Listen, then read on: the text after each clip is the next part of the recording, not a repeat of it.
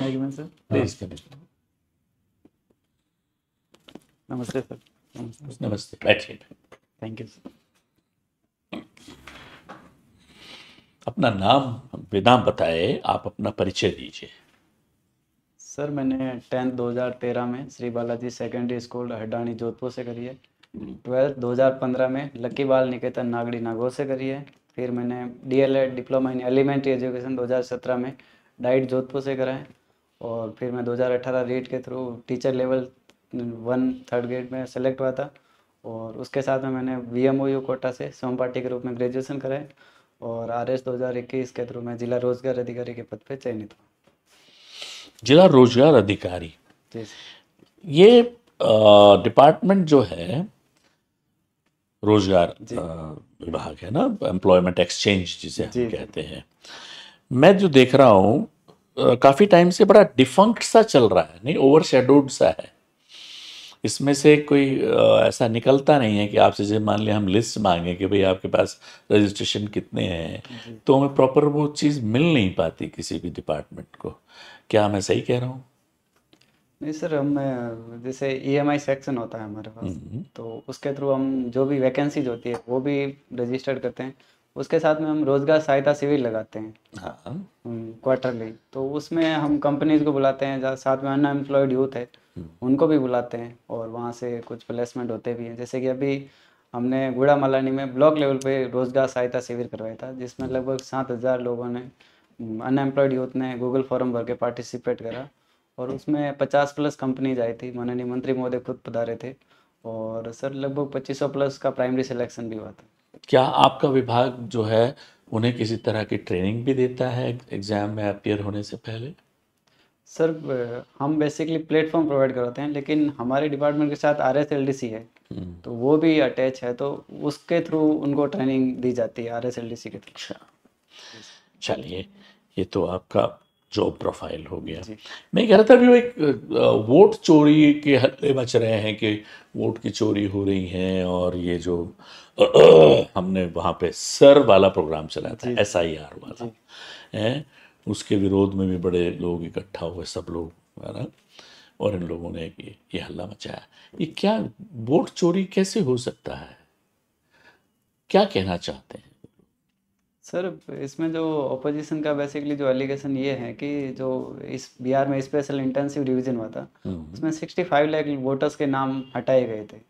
तो फिर उन्होंने सुप्रीम कोर्ट में भी दलील दी थी कि भाई इनका नाम नया, इनकी कोई लिस्ट है कि 65 लाख वोटर्स को किसको हटाए।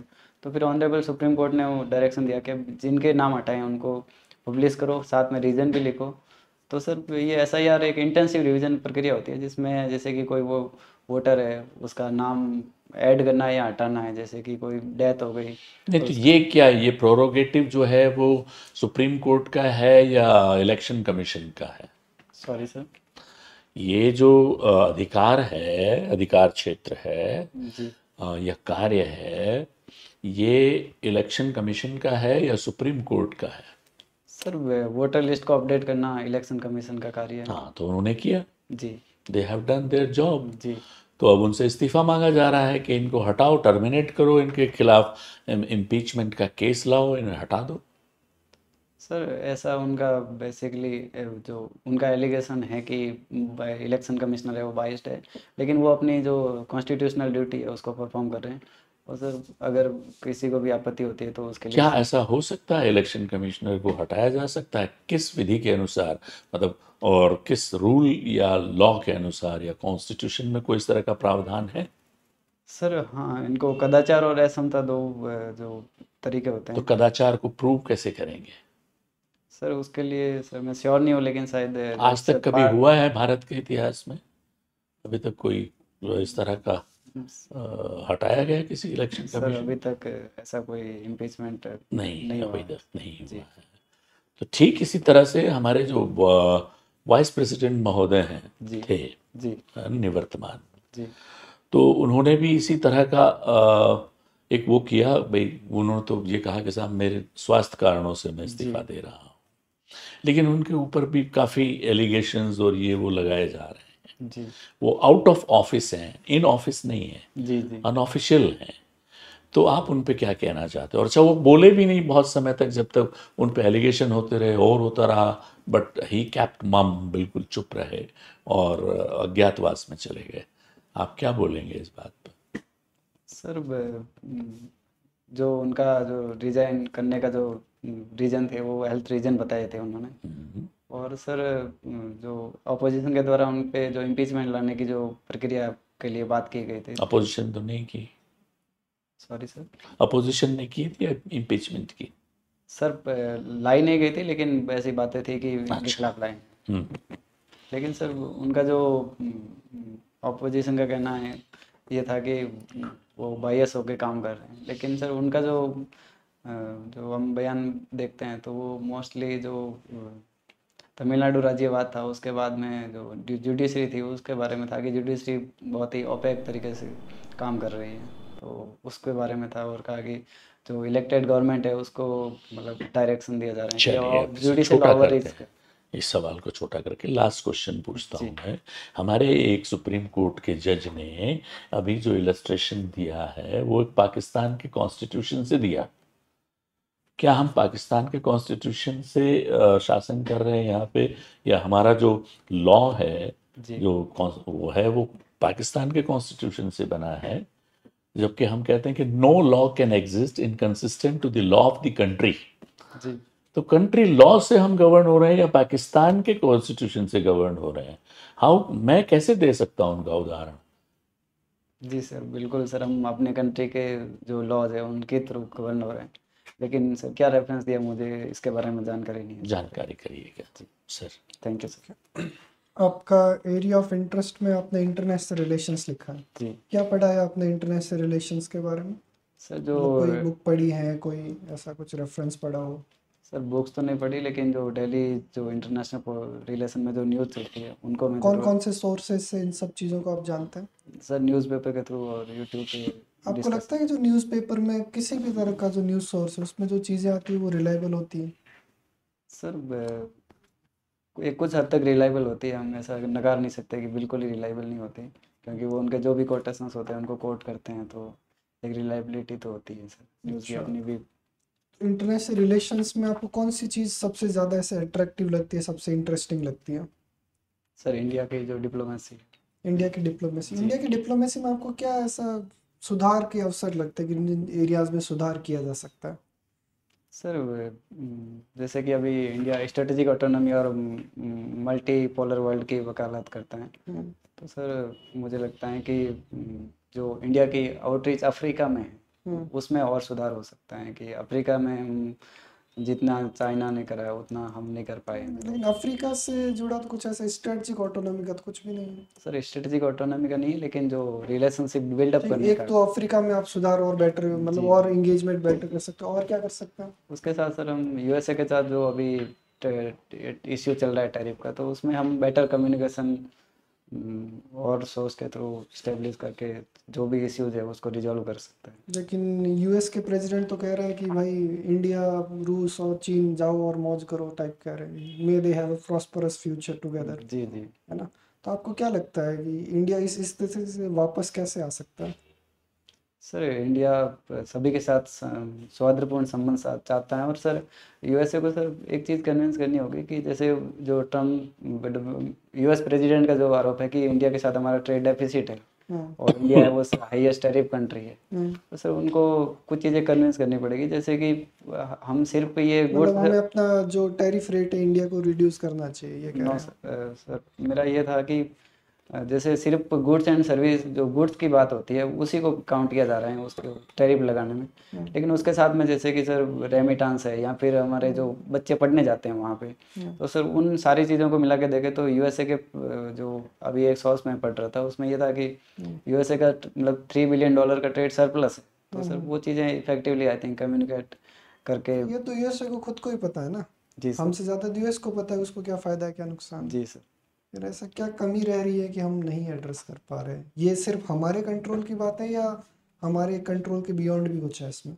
जी सर, बियॉन्ड बिल्कुल है सर, यूएसए को जो यूएसए है उनको भी एग्री करना पड़ेगा इन चीज़ों के लिए। क्या है हमारे कंट्रोल के बियॉन्ड जो इस रिलेशन को लाइक इफेक्ट कर रहा है? इसमें सर यूएसए के जो प्रेसिडेंट है उनकी जो फॉरेन पॉलिसी है, ठीक है, एक तो और क्या है? उसके अलावा सर फिलहाल मैं एक ही सोच पा रहा इंटरनेशनल जो सिस्टम होता है, हूँ। जी वर्ल्ड ऑर्डर जिसे बोलते हैं, जी जी उसको बोलते हैं कि अभी ये फ्लक्स में है अभी, जी है ना, जिसके कारण सभी जो रिलेशंस है ऐसे ऊपर नीचे हो रहे हैं। चलिए कोई बात नहीं। इंटरनेशनल रिलेशंस में जो इंटरनेशनल ऑर्गेनाइजेशंस है, जी। उनका रोल आप कितना इफेक्टिव मानते हैं कि ये कुछ इफेक्टिव रोल है या लिमिटेड ही रोल है? जब स्टेट मर्जी से कुछ करता है तो करता ही है, कौन सुनता है?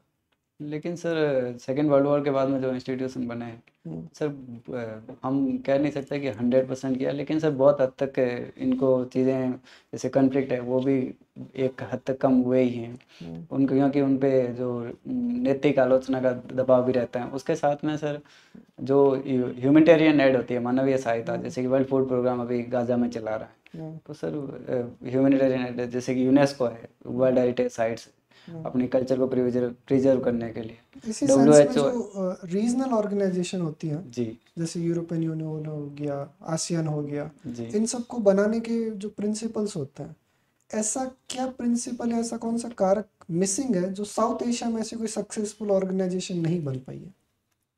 कौन कौन से कारण हैं? साउथ एशिया में सक्सेसफुल ऑर्गेनाइजेशन है नहीं बन बन पाई, सार्क जी फेल हो गया, जी। क्या कारण है उसका? सर उसमें जो देशों के पर्सनल इश्यूज है वो ज़्यादा आ गई है, जैसे कि सार्क हम्म, के बीच में कहा जाता है कि इंडिया और पाकिस्तान के जो ठीक है, इश्यूज इंडिया है। पाकिस्तान के अलावा और क्या क्या कारण है? उसके अलावा सर कनेक्टिविटी जो साउथ ठीक है, के देशों में होनी कनेक्टिविटी, चाहिए वो सर उतनी नहीं है, कि आपसी ट्रेड है वो उस लेवल का नहीं हो रहा ठीक है। और है वो सर। आपको लगता है कि इंडिया का एक बड़ा कंट्री होना इसका एक बड़ा नुकसान भी देता है इंडिया को? सर एक बिग ब्रदरहुड सिंड्रोम जो को कथन चलता है, हम्म, लेकिन सर इंडिया किसी भी फोर्सफुली वो अपनी अप्लाई नहीं करता कि आप ऐसी चीज़ें करो। हम्म, इंडिया है वो मतलब उनको अपनी जो भी फॉरेन पॉलिसी है उनको स्वतंत्र रूप से परफॉर्म करने के लिए हम्म। उनमें कोई बाधा उत्पन्न नहीं करता है, तो इसी के संदर्भ में कहा था गुजराल डॉक्ट्रिन, जी। क्या है? सर ये आईडी गुजराल द्वारा दी गई थी, तो उसमें सर ये था कि जो पड़ोसी देश है भारत के, हम्म, उनके साथ एक तरफा मुक्त रियायत की नीति अपनाई जाए, कि हम्म, उनको हम अ, लाभ दें जो भी उनके असिस्टेंट हो सकती हैं, और बदले में हम उनसे प्रॉफिट की आशा नहीं करें। अच्छा।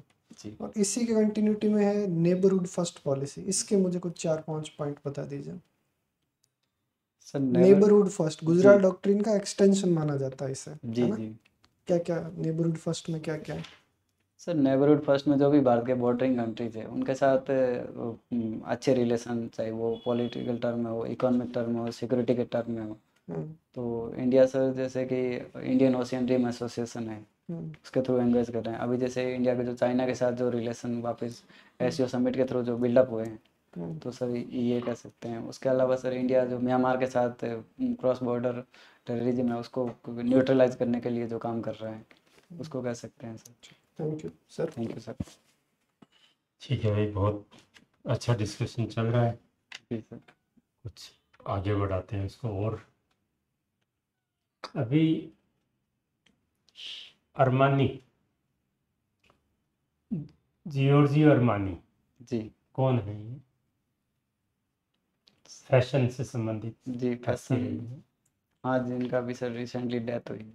कौन थे ये, क्या क्यों फेमस हुए? सर फैशन डिजाइनर थे, और सर मैंने मतलब बात ज़्यादा मैं बोल गया, लेकिन उन्होंने 2 बार फैशन ट्रेंड को बदला था। एक बार पुरुषों के लिए शायद कोट में कुछ आंतरिक अस्तर थे उनको हटाया था, और एक बार महिलाओं के लिए कुछ सर, बट मैं भूल गया वेरी सर। गुड। अभी अमेरिका के राष्ट्रपति महोदय ने ये कहा है कि थियानवन चौक पर जो परेड हुई है, जी चाइना इस बात को भी याद करता कि अमेरिका के स्वतंत्रता सेनानी स्वतंत्रता संग्राम में उनके सैनिक भी शहीद हुए हैं। जी। क्या कहने का अर्थ था उनका, किस रेफरेंस की बात कर रहे थे? सर जो शायद सर जो सेकेंड वर्ल्ड वॉर था, मैं समझ जहाँ तक मैं श्योर नहीं हूँ सर, लेकिन मैं अनुमान लगाना चाहूँगा कि सेकेंड वर्ल्ड वॉर था जिसमें यूएसए है वो जापान के अगेंस्ट था। उन्होंने हिरोशिमा नागासाकी जैसे परमाणु न्यूक्लियर साइट पे भी हमला करा, तो शायद सर चूँकि जापान ने है वो चाइना पे आक्रमण किया था, और फिर उसकी विजय में वो तियानमेन स्क्वायर का। You are approaching towards that. जी डिटेल आप देखें। जी बिल्कुल। वर्षा देश पांडे कौन है? सॉरी सर, पॉपुलेशन प्राइज मिला है, रेफरेंस में दे दें। सर ध्यान आया? पढ़ा नहीं, सॉरी पढ़ूंगा। नेशनल एजुकेशन पॉलिसी जी क्या है इसमें? स्ट्रक्चरल चेंजेस क्या है इसमें? सर इसमें हमारी शिक्षा की वर्तमान व्यवस्था से किसमें जा रहे हैं? जी सर इसमें जो पहले का जो एजुकेशन सिस्टम था उसमें 10+2 का सिस्टम था, लेकिन इसको अभी चेंज करके 5+3+3+4 का सिस्टम करा है। इसमें एज ग्रुप क्या रखा है फिर? सर इसमें 3 साल से लेकर 18 साल तक का। हाँ, अलग अलग बता दो। सर 3 साल से प्रारंभिक जो 5 ईयर है उसमें 3 ईयर तो प्री प्राइमरी जो बाल वाटिका कहते हैं वो है, फिर फर्स्ट सेकंड है और उसको प्रिपरेटरी स्टेज कहते हैं। फिर सर उसके अलावा जो 5+3 है तो सेकंड, थर्ड और फोर्थ क्लास है। और फिर उसके अलावा सर 6, 7, 8 का मिडल स्टेज कहते हैं इसको। और फिर जो 9 to 12 है उसको सेकेंडरी स्टेज। इसमें एम्प्लॉयमेंट से संबंधित क्या प्रोविजन किए गए हैं? सर इसमें क्लास 6 से वोकेशनल एजुकेशन की बात की गई है। तो वो कैसे लागू करेंगे? सर इसमें जो बेसिकली अभी तक का जो प्लान है उसमें यह है कि कुछ स्कूल का क्लस्टर बना के वहाँ पे जो भी वोकेशनल एजुकेशन संबंधी इक्विपमेंट है वो रखे जाएंगे। उसके साथ ही सर क्लास 6 से सर ये एक ईयर में मैं एग्जैक्ट कितने घंटे वो नहीं है रिकॉल कर पा रहा हूँ, लेकिन उतने घंटे की बच्चों को वहाँ स्कूल में थियोरेटिकल एक्सपीरियंस दिया जाएगा। साथ ही जो वो जहाँ स्किल के लिए जो इक्विपमेंट रखे हुए हैं वहाँ भी उनको ले जाके उनको ट्रेंड किया जाएगा। जीपीएस सिस्टम क्या होता है?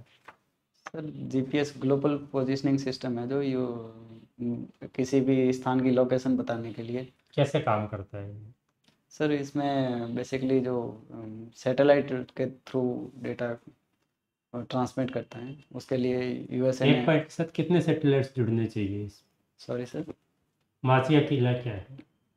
सॉरी सर, माचिया किला, माच्या, माचिया जी सर माच्या बायोलॉजिकल पार्क है जोधपुर, उसके में एक फोर्ट भी है उसको माच्या किला। उसी को कहते हैं जी हर चर्चा में है अभी। जी अभी अपने यदि आपको देश का बहुत बड़े पद दे दिया जाए जी तो आप एम्प्लॉयमेंट सीनरियो को कैसे सुधार सकते हैं?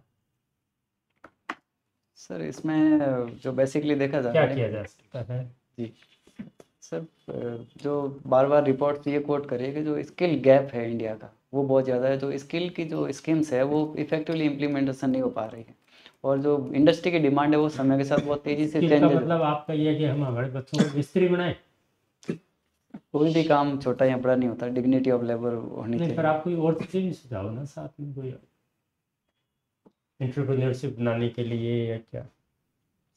सर स्किल के साथ में जैसे कि उनको फंडिंग का है, एंटरप्रेन्योरशिप में जो भी है फंडिंग का हम सिस्टम उसको रोबस्ट कर सकते हैं। साथ में जो भी लॉज है वो उनको सिंप्लीफाई कर सकते हैं।